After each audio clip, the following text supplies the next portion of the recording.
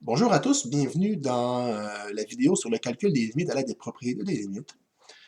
Si vous ouvrez votre manuel dans la section 2.3, vous allez voir, il y a un immense tableau avec plein de propriétés de limites qu'on ne voit pas.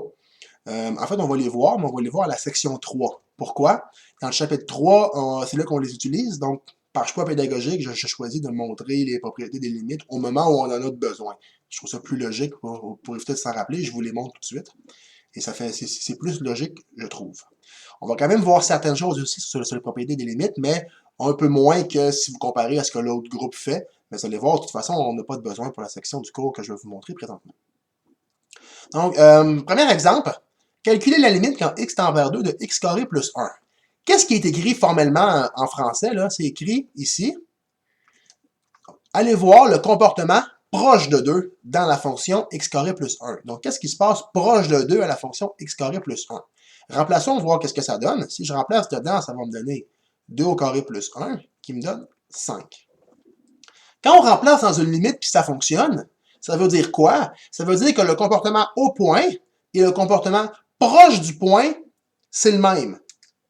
Exemple, le graphique en dessous. Donc, en dessous, c'est la fonction x carré plus 1, donc la parabole avec 1 unité de plus. Donc, au point 2, qu'est-ce qu'on peut remarquer? Le point 2, le comportement exactement au point 2, puis proche du point 2, c'est exactement la même chose. Donc, quand je remplace mon 2 dans la limite, si ça fait juste marcher, bien, le comportement au point et proche du point, c'est le même. Donc, qu'est-ce qui se passe proche de 2? Bien, ça tend vers 5. C'est fini. Donc, même chose, le cas qui est ici, une fonction qui est un peu plus compliquée. Si je remplace mon 3 là-dedans, ça va me donner 3 fois 3 plus 6 sur 2 fois 3 moins 1. 3 fois 3, 9 plus 6, 15. 2 fois 3, 6 moins 1, 5. Ça me donne 3. Ah, ça marche. J'ai pas de division par 0. Donc, le comportement au point et le comportement proche du point, c'est la même chose. Donc, proche de 3, de par la gauche et de par la droite, ma fonction se rapproche de 3. Fini. J'ai rien d'autre à dire. Qu'est-ce qui se passe maintenant dans un par morceau? Grosso modo, la même affaire. Donc, si je vous dis calculer la limite quand x tend vers 2 de f de x, on va aller calculer f de 2. 2, c'est où? 2, c'est dans la partie, ben 2, c'est plus grand que moins 1, donc je suis dans la partie du bas. Ça va me donner moins x plus 2, donc je remplace mon 2 dans moins x plus 2, ça va me donner moins 2 plus 2, ce qui me donne 0. Terminé. Donc, j'ai remplacé, ça a marché, le problème est réglé. Il faut juste faire attention à une petite nuance avec les fonctions par morceau.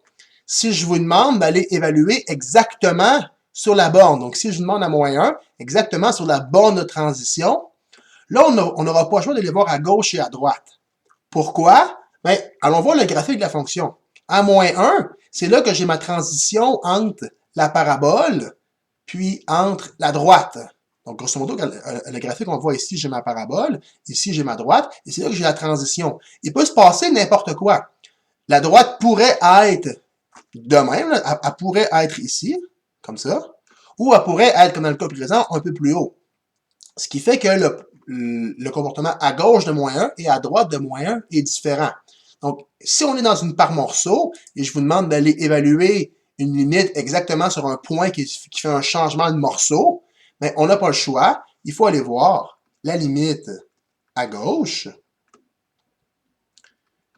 Et il faut aller voir la limite à droite, à moins 1 de ma fonction.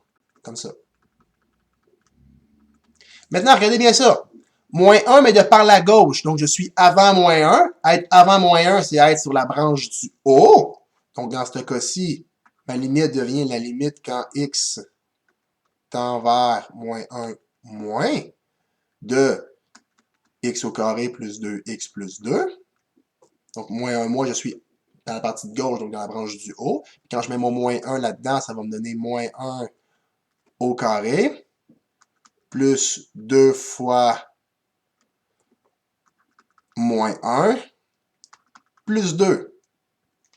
Si vous remarquez, je ne suis pas allé mettre mes petits moins gauche, mes petits moins droits, parce que ça ne va pas faire des divisions par 0. Si je peux aller mettre mes petits moins ici, là.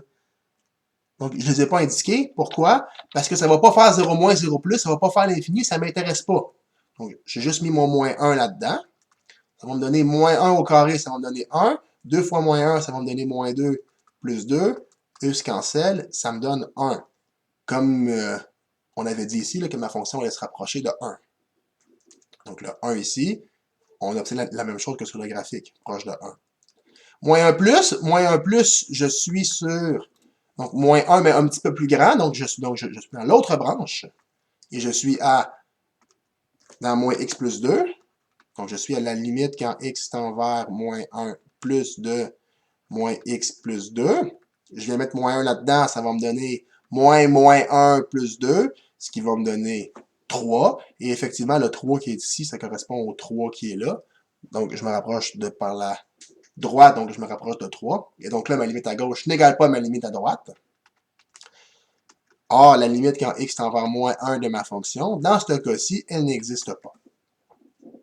Donc, un barre morceau, ça se comporte exactement comme une fonction normalement. Sauf que si vous allez voir sur une borne, il faut aller voir à gauche ou à droite parce que vous allez changer de morceau dans la section. Donc, c'est important d'aller voir gauche et droite. Exercice. Donc, même principe que je viens de vous montrer, mais là, vous l'essayez vous-même quand vous êtes prêt à repartir la vidéo pour voir la correction. La correction. Et là, évidemment, une par morceau, je vous demande d'aller voir exactement sur la borne, donc j'ai pas le choix. Je vais aller voir à gauche et à droite. Donc, à gauche. À gauche, donc inférieur à 1. Inférieur à 1, je suis dans la section qui est ici. 3x plus 6 sur x carré moins x. Si j'essaie de remplacer mon 1 là-dedans, qu'est-ce que ça va donner si je remplace mon 1 là-dedans? Ça va me donner 3 fois 1 plus 6. Ça va me donner 9 en haut. Puis si je mets mon 1 en bas, ça va me donner 1 moins 1, 0. Je me ramasse avec une forme constante sur 0. Donc, ce que je vous avais dit, quand on tombe sur une forme constante sur 0, on doit absolument aller voir à gauche et à droite. On est déjà dans un cas gauche-droite, donc on doit aller mettre notre moins 1 à l'intérieur pour pouvoir savoir si ça va faire plus ou moins l'infini. Ce que je vous avais dit aussi, c'est que vous devez vous assurer que votre dénominateur est factorisé. Vous pouvez prendre votre calculatrice et faire factor, j'ai pas de problème avec ça. C'est juste que c'est un peu poche de faire factor ici, quand la factorisation, c'est juste de sortir un x comme ça. Hein? Donc, vous pouvez faire factor, c'est le cas, vous en dit. Ben, je vais sortir mon x. Et après, je vais aller mettre mon 1 moins là-dedans. Donc, mon 1 moins, je vais juste aller le mettre dans le morceau du bas. Donc, à la place du x en haut, je vais laisser 1, parce que ça ne va pas faire 0. À la place du x qui est ici, je vais laisser 1, parce que ça ne va pas faire 0. C'est juste ici, 1 moins moins 1, que je vais aller mettre mon petit moins, parce que c'est lui qui va me donner 0 plus ou 0 moins. En haut, ça me donne 9.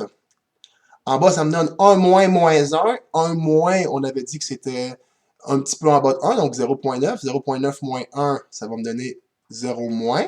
Puis 9 par 0 moins me donne moins l'infini. La limite quand x tend vers 1 plus. 1 plus, donc plus grand que 1, je suis dans la partie d'en bas. Donc x moins 1 sur 2x plus 6. Et dans ce cas-ci, si je remplace mon 1, dans ce cas-ci, ça va marcher. En haut, ça va me faire 0 divisé par 8.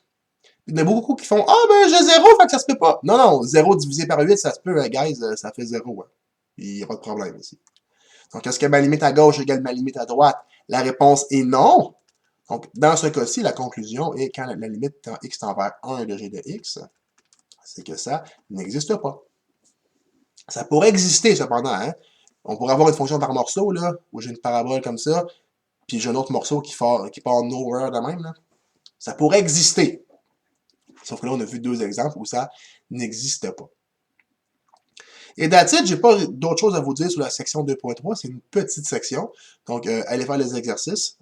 Posez-moi des questions, prenez des rendez-vous, venez voir en classe.